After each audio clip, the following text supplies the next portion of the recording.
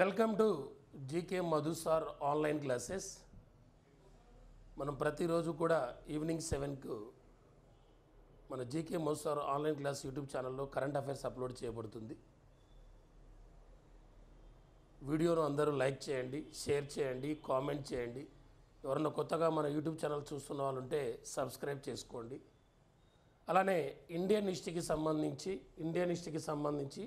300 bits అంటే ancient history 100, మిడ్వల్ 100, modern 100 question. ఈ 300 questions యొక్క ఎక్స్ప్లెనేషన్ పార్ట్ మన మార్చి 10వ తారీఖున మన యాప్లో అప్లోడ్ చేయబడింది. ప్లేస్టోర్లోకి వెళ్ళి GK Madhu sir online class అనే యాప్ డౌన్లోడ్ చేసుకోండి. ఆ యాప్లో మార్చి 10వ తారీఖు ఈ 300 క్వశ్చన్స్ యొక్క ఎక్స్ప్లెనేషన్ పార్ట్ ఉంటుంది. జస్ట్ 99 రూపీస్ పే చేస్తే అది మార్చి 10 లోపు తీసుకున్న వారికి, ఆ తర్వాత ఇది మారిపోతుంది. మార్చి 10th లోపు తీసుకున్న వాళ్ళకు 99 రూపీస్. 300 క్వశ్చన్స్కి ఎక్స్ప్లెనేషన్ పార్ట్ పూర్తిగా ఉంటుంది. చూస్తాగా దానికి సంబంధించిన వీడియో కూడా ఈరోజు ఈవినింగ్ 5కు యూట్యూబ్లో అప్లోడ్ చేశాను. ఆ వీడియో కూడా చూడండి. అలానే యాప్లో కూడా వీడియో ఉంది. ఒకసారి ఆ ఎక్స్ప్లెనేషన్ ఎలా ఉందో హిస్టరీకి సంబంధించి అదొకసారి చూడండి. రెండవది జీకే అండ్ కరెంట్ అఫైర్స్. ఇది కూడా జస్ట్ 149 రూపీస్కే అవైలబుల్ ఉంది. ఈరోజు ఫిబ్రవరి మంత్కు సంబంధించి ఒక 20 వీడియోస్ అప్లోడ్ చేయబడడం జరిగింది. ఈరోజు అప్లోడ్ చేశాను. ఫిబ్రవరి మంత్ కరెంట్ అఫైర్స్ వీడియోని అప్లోడ్ చేశాను. అలానే polity current affairs, economy current affairs, Geography current affairs, science and technology current affairs కూడా 2-3 డేస్లో అప్లోడ్ చేయబడును. ఓకేనా? ఫస్ట్ ఈ వీడియోని అందరూ లైక్ చేయండి, కామెంట్ చేయండి. చూద్దాం డైలీ కరెంట్ అఫైర్స్లో భాగంగా ఈరోజు ఉన్న topics. First one, global fire power ranking 2025 సంబంధించిన డేటా ఏంటి అంటే, సైనిక అవసరాల కోసం ఎక్కువగా ఖర్చు చేస్తున్న దేశాల్లో గ్లోబల్ ఫైర్ పవర్ ర్యాంకింగ్ 2025 ప్రకారం సైనిక అవసరాలకు ఎక్కువగా ఖర్చు చేస్తున్న దేశాల జాబితాలో మన భారతదేశం ఏ జాబితాలో ఉంది, మొదటి స్థానంలో ఉన్నది ఏంది, రెండవ స్థానంలో ఉన్న దేశం ఏది, ఆ డీటెయిల్స్ అన్నీ కూడా ఇప్పుడు చూద్దాం. మొదటి స్థానంలో ఉన్న దేశం ఏదంటే ఫస్ట్ ప్లేసు అమెరికా ఉంది. అమెరికా $895 బిలియన్ ఖర్చు చేస్తుంది. $895 బిలియన్ ఖర్చు చేసి అమెరికా ఫస్ట్ ప్లేస్లో ఉంది. ఆ తర్వాత రెండవ స్థానంలో ఉన్న దేశం ఏదంటే చైనా. రెండవ స్థానంలో ఉన్న దేశం చైనా. చైనా $266.85 బిలియన్ $866.85 బిలియన్ ఖర్చు చేస్తుంది సైనిక అవసరాల కోసం. మూడో స్థానంలో ఉన్న దేశం ఏదంటే రష్యా. మూడో స్థానంలో ఉన్న దేశం Russia. Russia $126 billion $126 billion Russia ఖర్చు చేస్తున్నది. ఆ తర్వాత ఫోర్త్ ప్లేస్లో ఉన్న దేశం ఇండియా. నాలుగో స్థానంలో ఉన్నది ఇండియా. ఇండియా $75 బిలియన్ $75 బిలియన్ ఖర్చు చేస్తున్నది. ఆ తర్వాత ఐదో స్థానంలో ఉన్న దేశం ఏదంటే సౌదీ అరేబియా. ఐదో స్థానంలో ఉన్న దేశం ఏదంటే సౌదీ అరేబియా. ఈ సౌదీ అరేబియా $74.76 బిలియన్ ఖర్చు చేస్తుంది సైనిక అవసరాల కోసం ఎక్కువగా ఖర్చు చేస్తున్న దేశాల్లో వాటికి సంబంధించిన డేటా మన ఇండియా 4వ స్థానంలో కలదు. మనకు రీసెంట్గా 2025 జనవరి 25వ తారీఖున జనవరి 15న ఆర్మీ డే సెలబ్రేషన్ జరిగాయి. ఈ ఆర్మీ డే పరేడ్ ఈసారి ఎక్కడ జరిగిందనంటే పూణేలో జరిగింది. ఆర్మీ డే పరేడ్ పూణేలో నిర్వహించడం జరిగింది. ఇదొక పాయింట్. ఇటీవల ఒక రాష్ట్రానికి గవర్నర్గా మాజీ ఆర్మీ చీఫ్ నియమితులు కావడం జరిగింది. ఆయనే వికే సింగ్ అనే వ్యక్తి మిజోరం గవర్నర్గా నియమితులయ్యాడు. ఎవరు? వికే సింగ్ అనే వ్యక్తి. ఈ వికే సింగ్ అనే వ్యక్తి మిజోరం గవర్నర్గా నియమితులైతే ఈయన 2010 నుండి 2012 వరకు 23వ ఆర్మీ చీఫ్గా పనిచేశాడు. 23వ ఆర్మీ చీఫ్గా పనిచేసిన వికే సింగ్ ప్రజెంట్ మిజోరం గవర్నర్గా పనిచేస్తున్నాడు. అలానే 2024లో ఒక ఆర్మీ చీఫ్ కూడా మరణించాడు.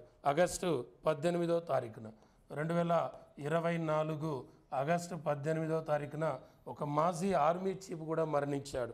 ఆయనే సుందరరాజన్ పద్మనాభన్ అనే వ్యక్తి. సుందరరాజన్ పద్మనాభన్ అనే ఒక ఆర్మీ చీఫ్ కూడా మరణించాడు 2024 ఆగస్టు 18న. ఈయన ఆర్మీ చీఫ్గా పనిచేసింది 2000 నుండి 2002 వరకు 2000 నుండి 2002 వరకు ఈయన ఆర్మీ చీఫ్గా కొనసాగడం జరిగింది. ఓకేనా. ఆర్మీకి సంబంధించిన పాయింట్స్ అన్ని కూడా మనం ఇప్పుడు డిస్కషన్ చేయడం జరుగుతుంది. ఎందుకు సైనిక అవసరాలకు ఎక్కువగా ఖర్చు చేస్తున్న దేశాల్లో మన భారతదేశం 4వ స్థానంలో ఉంది కాబట్టి దానికి సంబంధించిన ఆర్మీ బేస్డ్ అని క్వశ్చన్స్ అన్నీ కూడా మనం ఇప్పుడు డిస్కషన్ చేస్తున్నాం.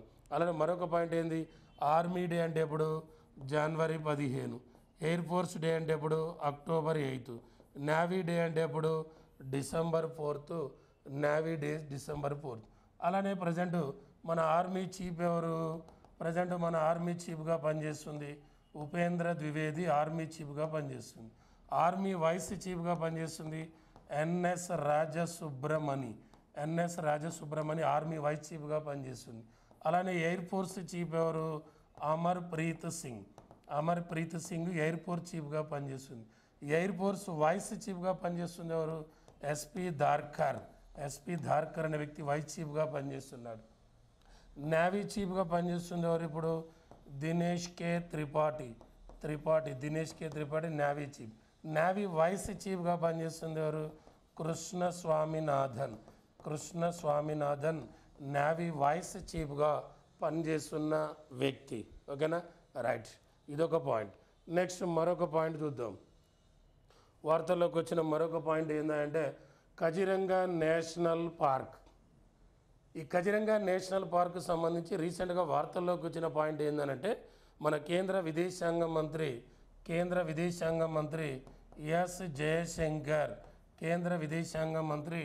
ఎస్ జయశంకర్ అనే వ్యక్తి 45 దేశాల రాయబారులతో కలిసి ఈ కజిరంగా నేషనల్ పార్కును సందర్శించడం జరిగింది. 45 దేశాల రాయబారులతో కలిసి మన కేంద్ర విదేశాంగ మంత్రి ఎస్ జయశంకర్ రీసెంట్గా కజిరంగా నేషనల్ పార్కును విజిట్ చేయడం జరిగింది. ఆ కజిరంగా నేషనల్ పార్కు ఎక్కడుందనంటే అస్సాంలో ఉంది. అస్సాంలో ఉన్న నేషనల్ పార్కులు ఎన్నంటే 7 నేషనల్ పార్కులు కలవు. అస్సాంలో ఉన్న నేషనల్ పార్కులు ఏంటంటే 7 నేషనల్ పార్క్. మనం రీసెంట్గా నిన్నటి క్లాస్లో చెప్పుకున్నాం. అస్సాంలో ఇటీవల జూమర్ నృత్యం గురించి, అలీ ఐ లింగాంగ్ అనే ఫెస్టివల్ గురించి, అస్సాంకి 7 రాష్ట్రాలతో సరిహద్దు ఉందని, అస్సాం ముఖ్యమంత్రి హిమంత బిశ్వా శర్మ అని, అస్సాం గవర్నర్ లక్ష్మణాచార్య అని, అస్సాంలో తేయాకు పరిశ్రమను ఏర్పాటు చేసి 200 సంవత్సరాలు పూర్తయిన సందర్భంగా నరేంద్ర మోదీ ఆ వేడుకలకు హాజరైతే అస్సాంలోని 27 జిల్లాల్లోని 8600 మంది కళాకారులు ఆ జూమర్ నృత్యాన్ని చేయడం జరిగిందని అస్సాంకి సంబంధించిన రీసెంట్ పాయింట్ మనం డిస్కస్ చేశాం. అలానే అస్సాంలో ఉన్న కజిరంగా నేషనల్ పార్క్ను ఎస్ జయశంకర్తో కలిసి 45 దేశాల రాయబారులు సందర్శించడం జరిగింది. ఆ కజిరంగా నేషనల్ పార్క్ ఎక్కడుందంటే అస్సాంలో ఉన్న నేషనల్ పార్కులు ఏంటంటే 7. ఆ అస్సాం కజిరంగా నేషనల్ పార్కులు దేనికి ఫేమస్ అంటే ఖడ్గ మృగాలు రైనో ఖడ్గ మృగాలకు ప్రసిద్ధి. ప్రపంచ ఖడ్గ మృగాల దినం ఎప్పుడంటే సెప్టెంబర్ 22. ప్రపంచ ఖడ్గ మృగాల యొక్క దినం ఎప్పుడంటే సెప్టెంబర్ 22వ తారీఖు. మరి మన ఇండియాలో నేషనల్ పార్కులు ఎక్కువ ఉంది ఎక్కడ అంటే మధ్యప్రదేశ్లో ఉన్న నేషనల్ పార్కులు 11 నేషనల్ పార్కులు ఉన్నాయి. అలానే ఆంధ్రప్రదేశ్లో 3 నేషనల్ పార్కులు ఉన్నాయి. అలానే తెలంగాణలో 3 నేషనల్ పార్కులు కూడా కలవు. మరి ఆంధ్రప్రదేశ్లో ఉన్న 3 నేషనల్ పార్కులు, ఒకటి పాపికొండ నేషనల్ పార్కు, రెండవది Rameswaram national park, 3 Sri Venkateswara national park. ఈ 3 నేషనల్ పార్కులు ఎక్కడున్నాయనంటే ఆంధ్రప్రదేశ్లో ఉన్నాయి. అలానే తెలంగాణలో ఉన్న నేషనల్ పార్కులు కూడా 3. అవి ఏంటేంటో ఒకసారి చూద్దాం. తెలంగాణలో ఉన్నది ఒకటి మహావీర్ హరణి వనస్థలి నేషనల్ పార్క్, రెండవది మృగవని నేషనల్ పార్క్, మూడవది కాసు బ్రహ్మానందరెడ్డి నేషనల్ పార్క్. ఈ 3 కూడా ఎక్కడున్నాయంటే తెలంగాణలో ఉన్నాయి. ఈ 3 ఆంధ్రప్రదేశ్లో ఉన్నాయి. ఎక్కువ ఉంది మధ్యప్రదేశ్ 11 ఉన్నాయి. మొత్తం నేషనల్ పార్కులు 106 ఉన్నాయి. 106 national park Raimona national park ఎక్కడుందంటే అస్సాం. మొట్టమొదటి నేషనల్ పార్క్ అంటే జిమ్ కార్పెట్.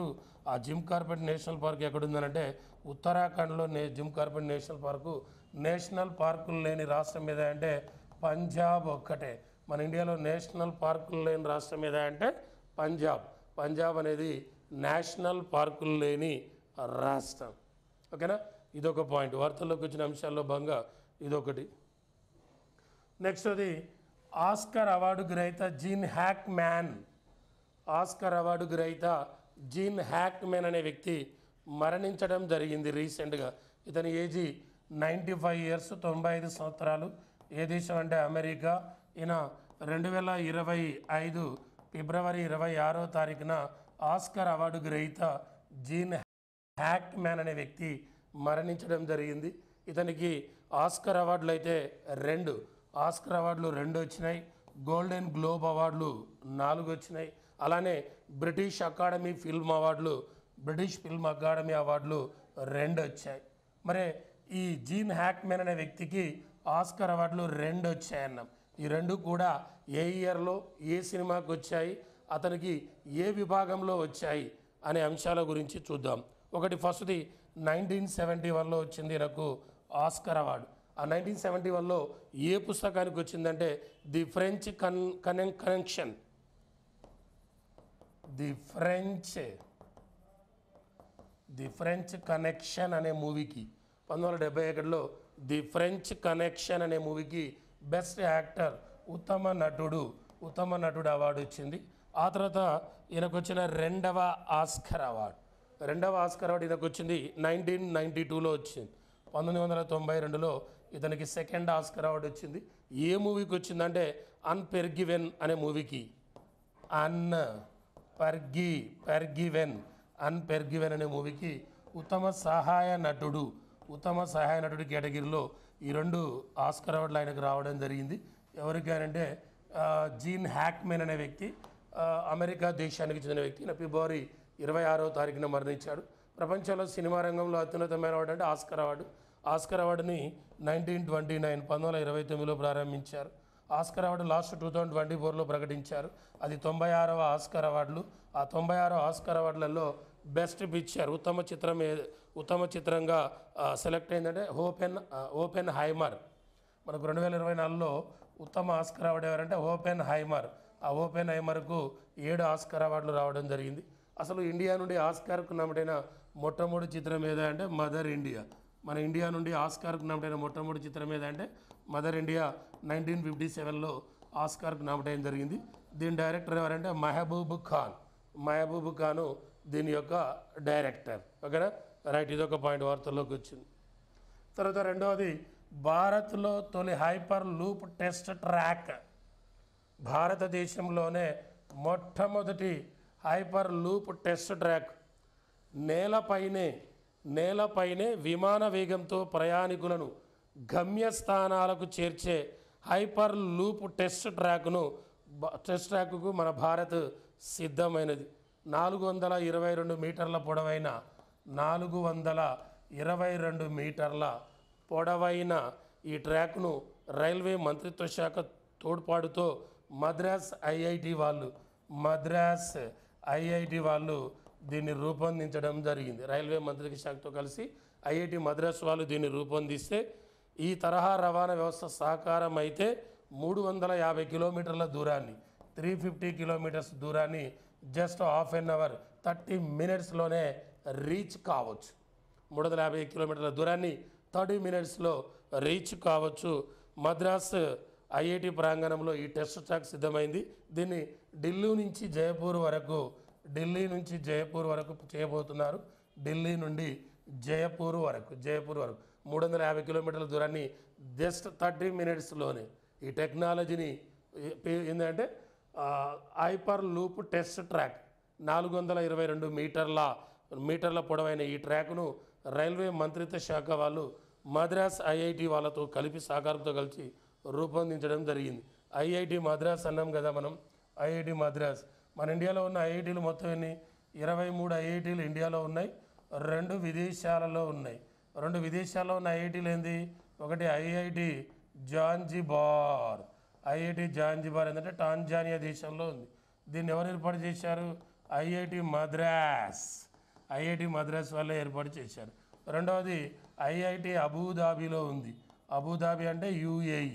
దీన్ని డెవలప్ చేసింది ఎవరు? ఐఐటి ఢిల్లీ వారు. భారతదేశం వెలుపల 2 ఐఐటి క్యాంపస్లు ఉన్నాయి. ఒకటి ఐఐటి జింజిబార్, టాంజానియా దేశం. జింజిబార్ అంటే టాంజానియా దేశం. రెండవది ఐఐటి యుఏఈ. దీన్ని ఐఐటి ఢిల్లీ వారు ఏర్పాటు చేశారు. భారతదేశం వెలుపల 3వ ఐఐటి క్యాంపస్ని ఏర్పాటు చేయబోతున్నారు. ఎక్కడ? ఐఐటి శ్రీలంకలో ఏర్పాటు చేయబోతున్నారు. దీన్ని ఎవరు ఏర్పాటు చేయబోతున్నారు?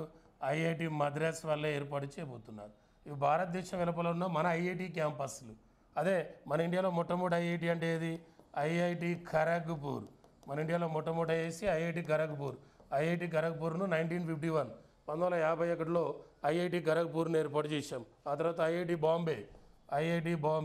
ఐఐటి బాంబేను 1958లో ఏర్పాటు చేశాం. ఆ తర్వాత మూడోది ఐఐటి మద్రాస్. ఐఐటి మద్రాస్ను 1959లో ఏర్పాటు చేయడం జరిగింది. ఓకేనా? వార్తల్లోకి వచ్చిన అంశాల్లో భాగంగా ఇది కూడా ఒక పాయింట్.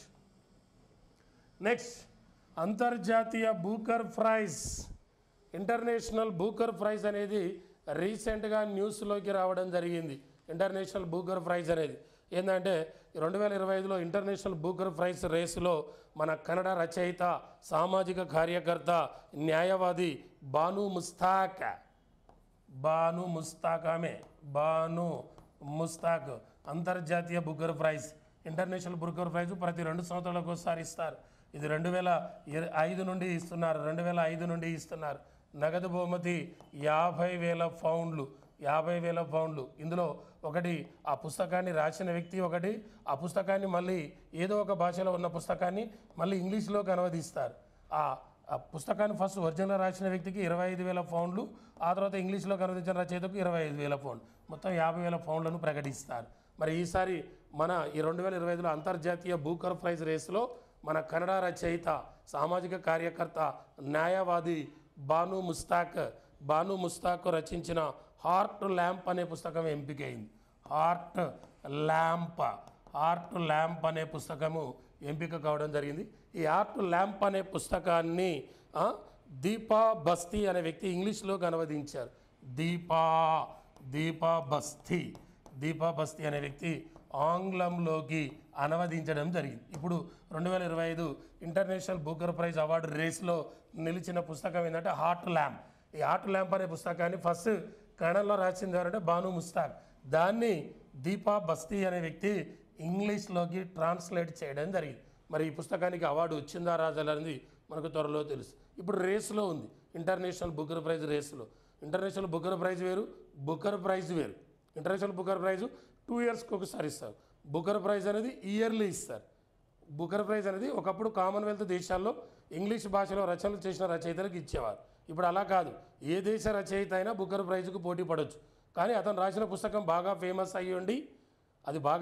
అయ్యి ఉండి ఇంగ్లీష్లో రాయబడి ఉండి అది ఇంగ్లాండ్లో కానీ ఐర్లాండ్లో కానీ ప్రచురితమై ఉండాలి. అలా ప్రచురించిన పుస్తకాలకే బుకర్ ప్రైజ్.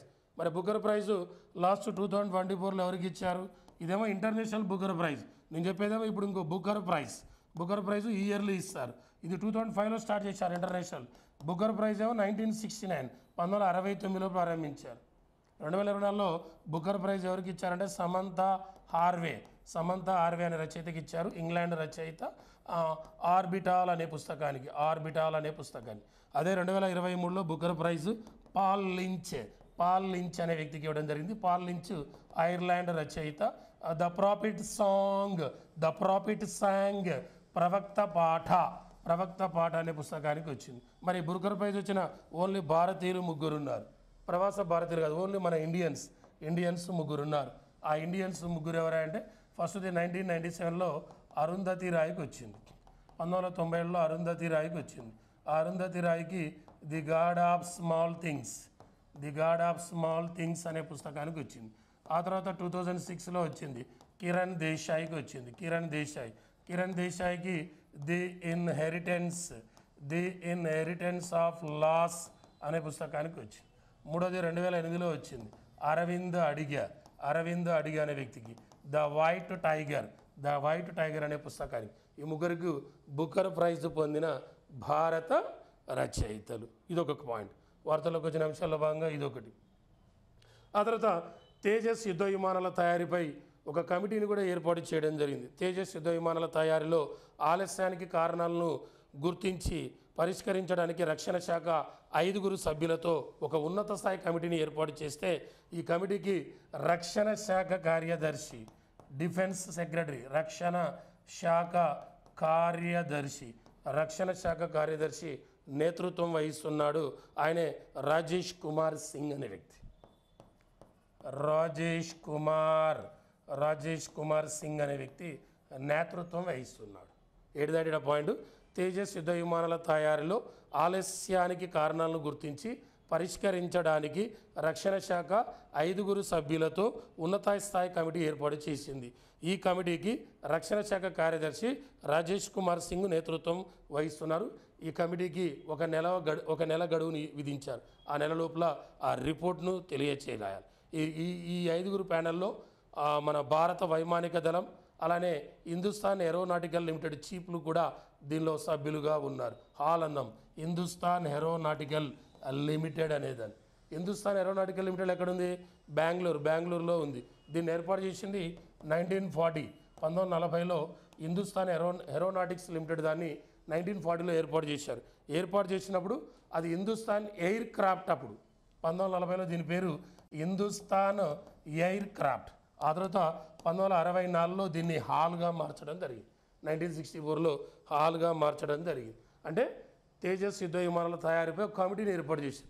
భారతదేశం స్వదేశీ పరిజ్ఞానంతో రూపొందించిన మొట్టమొదటి తేలికపాటి యుద్ధ విమానం అంటే ఏదంటే తేజస్. ఆ తేజస్ యుద్ధ విమానాల తయారీలో ఇటీవల ఆలస్యం జరుగుతుంది. దాని మీద 1 మంత్ గడువుతో ఒక కమిటీ ఏర్పాటు చేశారు. ఆ కమిటీలో 5 సభ్యులు ఉంటే దానికి నేతృత్వం వహించేదనే విషయాల గురించి మనం ఇప్పుడు డిస్కషన్ చేశాం. ఓకేనా? రైట్, నెక్స్ట్ చూద్దాం. నెక్స్ట్ 51వ ఖజురహో డ్యాన్స్ ఫెస్టివల్. 51వ ఖజురహో డ్యాన్స్ ఫెస్టివల్ గురించి ఒక పాయింట్ చూద్దాం. ఈ ఖజురహో డ్యాన్స్ ఫెస్టివల్ అనేది 2025 ఫిబ్రవరి 20 నుండి 26 వరకు 51వ ఖజురహో డ్యాన్స్ ఫెస్టివల్ జరిగింది. ఎక్కడంటే మధ్యప్రదేశ్. దీన్ని మధ్యప్రదేశ్ సాంస్కృతిక శాఖ మరియు పర్యాటక శాఖ వారి నేతృత్వంలో ఈ ఖజురహో డ్యాన్స్ ఫెస్టివల్ను నిర్వహించడం జరిగింది. ఈ ఖజురహో డ్యాన్స్ ఫెస్టివల్ అనేది 1975లో ఈ ఖజురహో డ్యాన్స్ ఫెస్టివల్ను ప్రారంభించడం జరిగింది.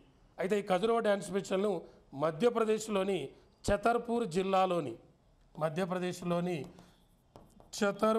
జిల్లాలోని ఖజురహోలో నిర్వహిస్తారు.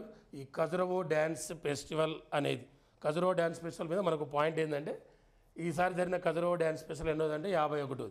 ఎక్కడ జరిగిందంటే మధ్యప్రదేశ్ ఛతర్పూర్ జిల్లాలోనే జరుగుతుంది. ఇది 1975 నుండి 1975లో స్టార్ట్ చేశారు.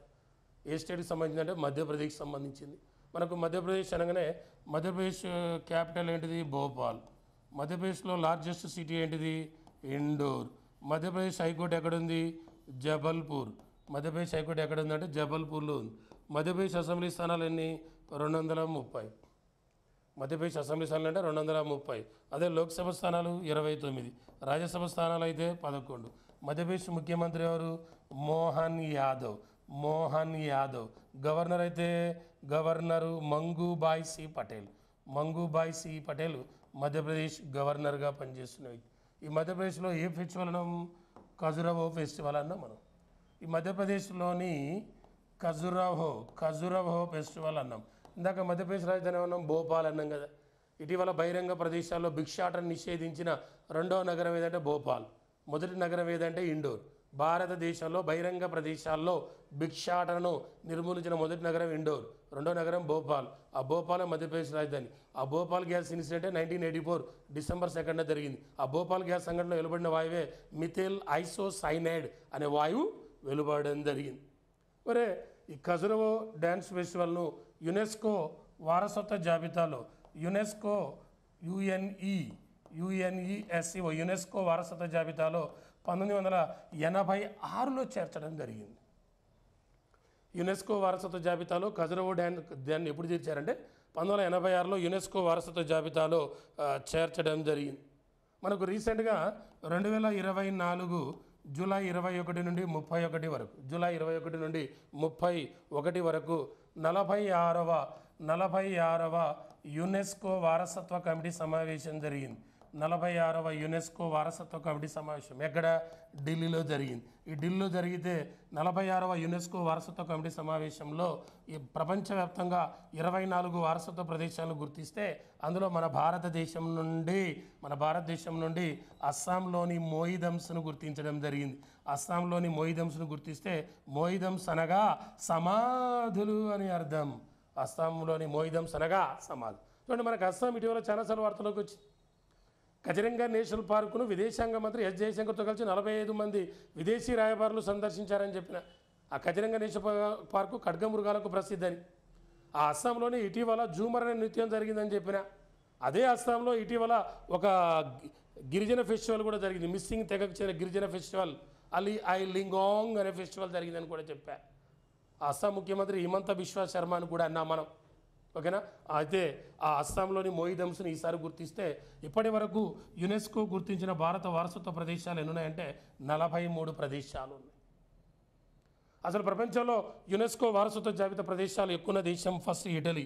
ఇటలీ నుంచి యునెస్కో వారసత్వ జాబితాలు ఇప్పటి వరకు 60 ప్రదేశాలు ఉన్నాయి. 60 ప్రదేశాలను గుర్తించారు. అదే చైనా నుండి 59 ప్రదేశాలను గుర్తించారు. ఆ తర్వాత మూడోది జర్మనీ నుండి 54 ప్రదేశాలు గుర్తించారు ఇప్పటి వరకు. ఆ తర్వాత నాలుగోది ఫ్రాన్స్ నుండి 53. ఆ తర్వాత స్పెయిన్ నుంచి 50. ఆ తర్వాత ఇండియా నుంచి వారసత్వ ప్రదేశాలు 43ని గుర్తించడం జరిగింది. అంటే యునెస్కో గుర్తించిన భారత వారసత్వ ప్రదేశాలు 43 గుర్తించడంతో వారసత్వ ప్రదేశాలు ఎక్కువ దేశాల్లో మన ఇండియా ఏ ప్లేస్లో ఉంది? 6వ స్థానంలో ఉంది. మళ్ళీ 2025లో జరగబోతుంది 47వ యునెస్కో వారసత్వ కమిటీ సమావేశం. ఎక్కడ? బల్గేరియా రాజధాని సోఫియాలో జరగబోతుంది. బల్గేరియా రాజధాని 47వ యునెస్కో వారసత్వ కమిటీ సమావేశం. ప్రపంచ వారసత్వ దినం ఎప్పుడంటే ఏప్రిల్ 18వ తారీఖు. ఇది ఈరోజు కరెంట్ అఫైర్స్ గురించి మనం డిస్కషన్ చేసి మనకు మార్చి 10వ తారీఖు నుండి మన జీకే మధుసార్ ఆన్లైన్ క్లాసెస్ యాప్లో ఇండియన్ హిస్టరీకి సంబంధించి యాన్సర్ హిస్టరీ 100 క్వశ్చన్లు, మిడ్వల్ 100, మోడర్న్ ఈ 300 క్వశ్చన్స్ ఎక్స్ప్లెనేషన్ పార్ట్ యాప్లో ఉంటుంది. జస్ట్ 99 రూపీసే. మార్చి 11వ తారీఖు నుంచి అది 500 రూపీస్ ఉంటుంది. 100% 500 రూపీస్ ఉంటుంది. మీకు ఎవరైనా ఇంట్రెస్ట్ ఉన్న వాళ్ళంటే ఆ కోర్సును పర్చేజ్ చేసుకోండి. మార్చి 10వ తారీఖున అన్నీ అప్లోడ్ చేయబడి.